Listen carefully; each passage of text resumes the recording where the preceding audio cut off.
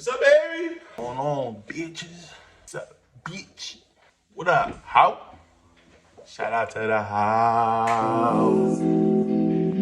Leave me, dripping out on me. Already got what you needed. Yeah, what's going on, man? It's your boy Neek with another video. Coming straight to you live for now by Smart. Coming straight to you live. Coming straight to you live. Straight out the motherfucker. Boom. Today, I'm just gonna give y'all a little video. I just want to talk a little bit, give you some insight, because a lot of people asking, like, how was it, like, when you got arrested, and like, what did you go through, and what type of experiences you had being in jail, being incarcerated.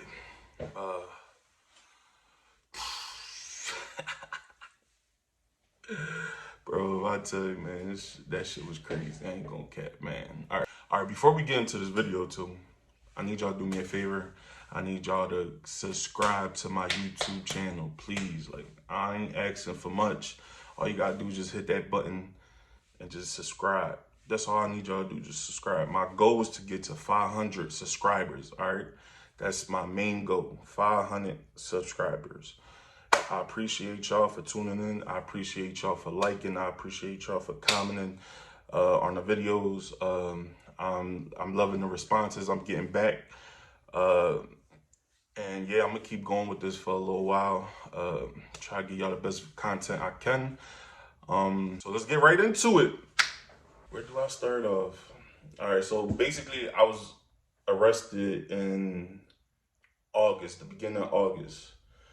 And boy, when I tell you, first of all, when I got arrested, right? When I got arrested, it was like a fucking movie, like a movie, bro. Like it was scary, because I'm in a facility with a lot of people, and all these cops just come rushing in. I'm talking about big ass guns too, like ARs, M16s, and there was all types of cops. It was like undercover cops, CIs, I think, regular blue shirt cops, white shirts, state troopers. I mean, the whole 9 yards was there. The whole 9 yards was there. And when they came in heavy. And to me, the way they arrested us, this seemed like it was a joke, the way they was arresting us. But, you know, I really can't blame the Philadelphia police for doing their job. Their job is to arrest people, to make sure the city of Philadelphia is fucking straight. You understand? But I'm not gonna get into details about what I got locked up for, but just know they just came in like it was a movie. Shit was crazy. So, all right, first off, when I get arrested, they put me in zip ties, man. They put me in the back of a squad car. Not squad car. They put me in the back of a paddy wagon with about like I think it was like 8 other people or 9 other people. And when I'm trying to tell you, bro, it's like it just rained that day. It it fucking rained that day, and it's like humid and it's hot.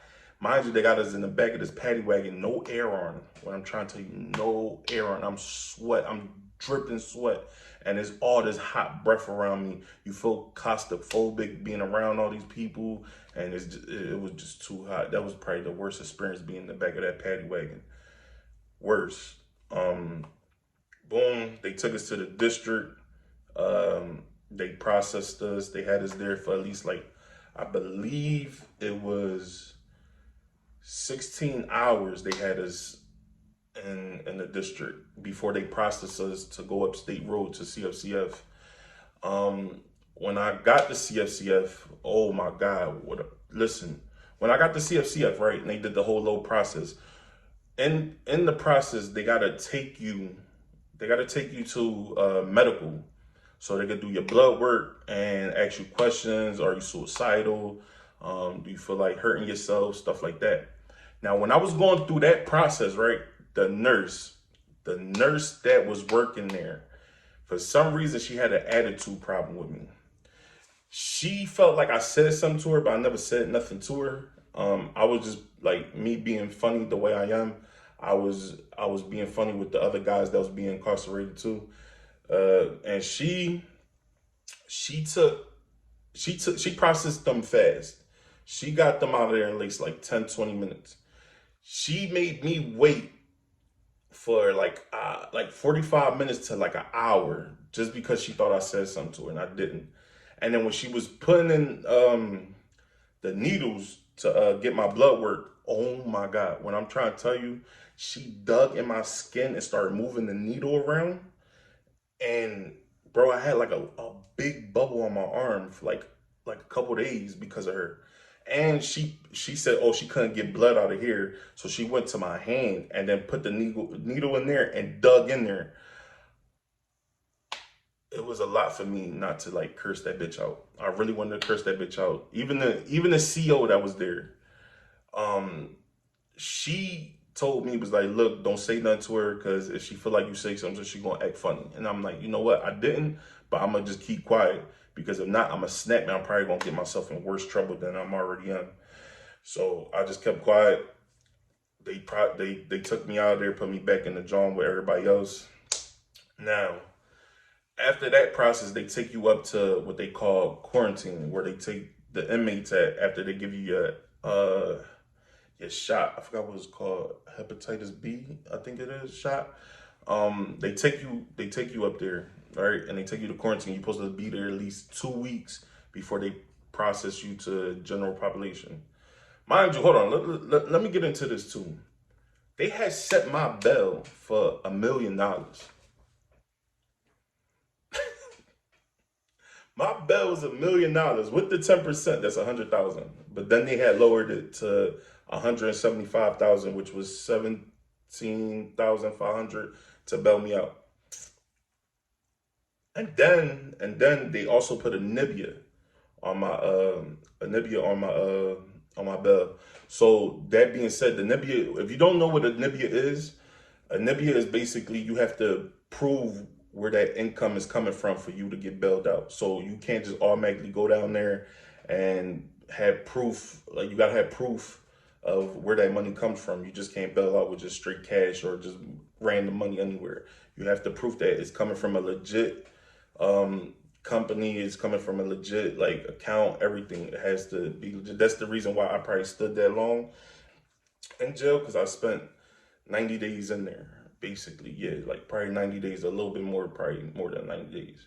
Because I was in there from August all the way to the end of October. I came out Halloween Day. I came out October 31st. Um, yeah, so when I get the quarantine, I see I already been through that process. You feel me? I've been arrested before, but I always got bailed out. You understand? I always got bailed out. I always got bailed out by quarantine. Probably the before this case happened, I probably the longest I did in quarantine was probably like 2 days. So I already know the experience of being in there for a little bit, not that long, but a little bit. Now, mind you, you're only supposed to be there for 2 weeks. They had me in quarantine for, I believe I was in there for 23 days. And what's bad about being in quarantine for 23 days is that you're only eating the trays. And some of the trays that you eat in jail is like the worst thing to have. Like they'll give you some bullshit. Like they got this shit called mystery meat. They got something called mystery meat, all right? You don't know what type of meat it is, but they give it to you. And it's not seasoned. It's just meat. It's just like I don't know how they cook it, but they cook the meat and they give it to you. And then they give you potatoes all the time. They give you and vegetables. They gotta give you like the major food groups that they put all together, and they give you vegetables, which most of the time the vegetables are like burnt. Like that's just disgusting. Um, there's no flavor to nothing, and in quarantine, you're not allowed to have like you're not allowed to order like commissary. Commissary is where you can get extra food and stuff like that if you have money on your books. Um, I had about when I got arrested, they left me with my money, so they left me with about $2,000 I had in my pocket. Uh, They had left me with 2,000. It was on my books, but I couldn't use it until I got the general population. Um, so I was like, I was going through it. I'm a big boy, you know. I'm big nigga. You feel me? I eat a lot. Yes, I do. And I was in there starving because I wouldn't eat the breakfast. I do not like grits, and I can't stomach it. I can't put it down. They always give you grits or oatmeal that don't taste like nothing. And mind you, they give you sugar packets, but I don't care how much sugar they give you, it would not taste like nothing. I promise you. I promise you. The best thing that they had for breakfast was pancakes, and you only get that certain days. It's only like once a week, but it's on a, like, they don't have it like scheduled for what week they want to give it to you. They'll just like they'll give it if this week is Monday, the next week it probably be Tuesday. Next week after that it'd probably be Wednesday. So breakfast was disgusting. The cereal, I did not eat the cereal because they give you cereal on weekends. And then on Sunday, if you ever been arrested before, on Sunday they give you what they call chicken, which is the best thing, but it look like they got a pigeon from Kenton and Allegheny, and then they cooked it because that bird be like this. It's like a crackhead bird. Like he did, bro. It's the best thing to have. I ain't gonna lie. Yeah. So they gave me about like I believe 23 days in quarantine, and it was just a lot of shit that you see that you like, what the fuck? Like that shit is disgusting. Like I watch people eat out the trash after people spit in it. That was unbelievably like unbelievable. It was nasty. Um, People pee in the shower, which is disgusting. I didn't have shower shoes, so I was taking showers with my socks on. So what I would do is I was take a shower with my socks on, take my socks off, put my sneakers on, wash my socks, and this shit was every time I took a shower. I wash my socks, my drawers, and I hang it up. Um, they had put me in a cell, in cell 18 when I first got there. Um, and I was in there with my dog Joey. Shout out Joey, my heart, you my heart dog. Joey was in the cell with me. Um, and the cell they put me in, I think it had like mold in there or something. Cause when I'm telling you, like my like first week there, I was cool a little bit until like the seventh day, whereas I start like catching the sickness, and it was so bad that sickness was like making me hallucinate at night, and I couldn't sleep, I couldn't breathe. I was having dreams of me like dying at the same time. It was bad. I did not like that at all. Like it was bad. Um, until finally they moved my cell to, because I was on the top tier. They moved me down to the bottom tier with my dog Smokey. Shout out to Smokey. That I ain't gonna lie, Smokey in quarantine made my days go so by fast. And he left during quarantine too, which I was like sad about because he was the only reason like my days would go by fast. But I had to thug it out. You understand? Like just thug it out. If you ever get arrested, just thug it out. Make the best of what you can. Try to get books. I read a lot of I read like 7 books being incarcerated. Um, what else? Then people over there they fight over trays. They fight over the dumbest shit. First of all, let's talk about the phone situation. Phones in jail is like we fucking toddlers fighting over phone because they give you phones and tablets so that way you can call your loved ones or try to figure out what's going on with your kids, trying to figure shit out. They give you phones and tablets. There's only a certain amount of phones and a certain amount of tablets. I believe it's about like 8 phones and it's like 4 tablets. Now, people would try to start a line to get on the tablets, and they feel as though the toughest one in jail or he ready to go to war over the phones will have the phone, and he'll say who goes next in line. Now, mind you, if you're a Hispanic, the Hispanics for some reason in jail they stick together, and they will automatically ask you like, "Yo, you need to get on the phone. I'll put you next. I'll put you next." So I'm Hispanic, so I really didn't even want to get on the phone to be honest with you, but I always had my place in line to get on the phone and use the tablets. I really didn't care for it, but the only thing I needed to call was to make sure my lawyer was cool, how they was gonna get my bail money, and making sure everything, because everything was cool back home. Making sure my son was cool, making sure my dogs was cool. And I had an apartment. I had like my man figure out the shit with my apartment. Shout out to Key. That's like my right hand man right there, man. Shout out to Key, bro. I love you with everything, bro. Like on some real shit. Like you my man, bro. I love you with everything. Like deep down, like real shit. Oh yeah, shout out to my mom. I love my mom. She always picked up the phone. Shout out to my cousin, always picking up the tablet. Shout out to my neighbor Lynette. She always picked up the phone too and picked up the tablet. Well, not all the time, but most of the time she did. Vicky, who else did I call? My dad. My dad was there a lot through it. I said Gabi, right? Yeah, I did say Gabi. Yeah, Gabi, most important. He the reason like I used to have a smile on my face because he was the only one that could crack jokes and make me laugh for real, for real.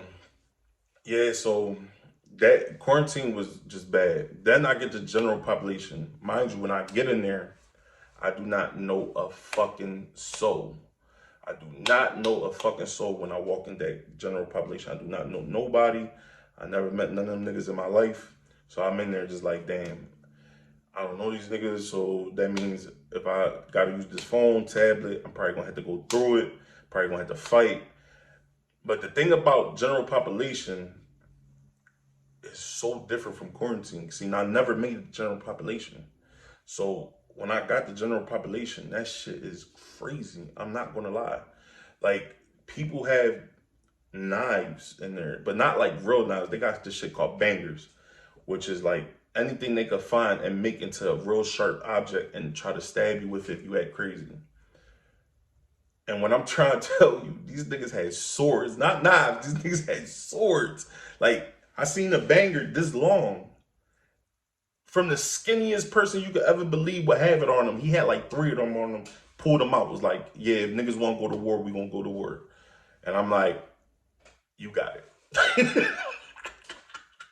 You fucking got it. I'm cool. And also, they got this shit, right, that they call a 32 Glock Dookie. A 32 Glock Dookie is what they supposed to be. A 32 Glock Dookie is when they put shit in a bag, right? And they piss in the bag too. And they mix it up and they let it sit there. They let it sit for like 2 weeks, bro. Like 2 weeks. That's what a 32 Glock Dookie is. And some people actually put the banger inside the bag and leave it there. So when they stab you, it'll like when they stab you, it'll cause an infection in your body and it'll cause you to die. So like, shit is wild. A 32 Glock Dookie is what they use to, like, say if a CEO was to act up, they'll hit them with it. Like they'll if CEO would do weird shit, like CEOs will do weird shit where like they'll lock you in your cell all day for no reason, just because they don't feel like doing their job. They'll lock you in your cell, or if you act up, they'll keep you in your cell. Like if you say anything smart, they'll make it worse for you. If you do anything to make them feel as though they don't want to deal with your shit, oh, they'll cut your time short. Because in CFCF, right, in general population, it's only 3 times you can come out your cell, which is morning rec, middle rec, and night rec. Which is you come out super early in the morning. You come out at least like I believe it's like 8 in the morning to like it's like 9 or 8 in the morning to like 11. Then they put you back in your cell. Then you come back out around like, I say like 1 o'clock to like 3. And then after that, they put you back in yourself and you come out for like an hour from 6 to 7. Which is unbelievable. Because I don't think any of the other jails, because there's a bunch of jails on State Road, which is CFCF, PIC, CFCF, RCF, PIC, DC, and I believe that's, if I'm not mistaken, I think that's all of them. But yeah, that's all the jails that's in there. But I think CFCF is the only one that they put you in around that time, because I think the last time everybody goes in around like 8, 9 o'clock. So if you feel as the CO feel as though they don't want you to be outside, they would lock you in like with no rap.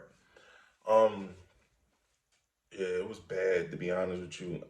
And me personally, I was pissed off because I didn't have a cell. All the cells was taken when I got there, so they put me into a multi room, which used to be a closet back in the day for the jails, but they turned them into rooms. So mind you, you're sharing a room with three other people. This is a four-man cell. Bunk beds. They don't have no ladders to get onto the top bunk bed. Um, and then if your cellies are dirty, just know your cell gonna be dirty. It gets dusty fast. There's mice running all over there. And they come under your door. So if you don't have nothing to block your door to make sure the mice come in, just know they coming in. The only good thing about me being there is when I got to be able to get my commissary, able to order hot food, make chi-chis. Um, and I want to give a big ass shout out to my dog Jules because I did not know nobody when I first got in there. If you didn't know, man, this right here, this is my dog Jules, man. He called me all the time, man. I always pick up them calls, man. You always got to pick up them jail calls, man. Make their day a little brighter, man. But listen, this is my dog. He the reason why I had a good time during general population. Man, free that bull. Jules is a good friend of mine since when I got arrested because he asked me a question. He was like, yo, where you from? And I told him where I was from. And he asked me a question, do I know somebody named Boogie, which is actually one of my good friends, which is MMM Boogie. If y'all know who MMM Boogie, he's one of the top williers in Philly. Real good guy. I love Boogie to death, and he helped me out a lot. He the reason why I was able to pay my bail because of the Nibia. He was able to and Chris, shout out to Chris too. They both came into a collab where they got me. They got businesses and they got the legit money, whereas though they could get me out of jail. So shout out to Boogie, shout out to Chris. I appreciate y'all, and y'all in my debt forever, for real, for real. So yeah, Jules had asked me that I know Boogie, and I'm like, yeah, that's like one of my closest friends. So he ended up calling Boogie on the phone, and Boogie told him, he's like, bro, I don't tell you a lot of people is my friend, but that's one of my friends. Like, make sure he good. And Jules said, bro, you ain't got to tell me twice. And Jules from the door, he told me, he like, look, just got off the phone with my brother. He just told me that you a real good friend, so I'm gonna take care of you. So when I first got in there, he made sure I got like socks, extra food, and he was like, listen, you stay with me, don't talk to nobody. We gonna stay together. You understand? We not trusting nobody. I don't trust nobody. He had just moved in there before I moved in there. You feel me? So he made sure I was straight, and that's my guy. Like when I tell you that is my guy, I still pick up his phone calls. Like if he calls me whenever he need, and like I'm sad that he just took a deal that he got to go upstate. He got to do I believe is a 20 to 40. He really not really pressed about doing all that time. He said he gonna thug it out, but that's my dog, and whatever he needs, I'm most likely gonna try to help him out and whatever he needs. Um, yeah. So CFCF, bro, that shit was bad, bro. Like I'm not gonna lie, like the bangers. And when I listen, first of all, let's get this out the way. People in jail, you see their true colors. You see who they really are because outside there's no gun. I'm inside. There's no guns.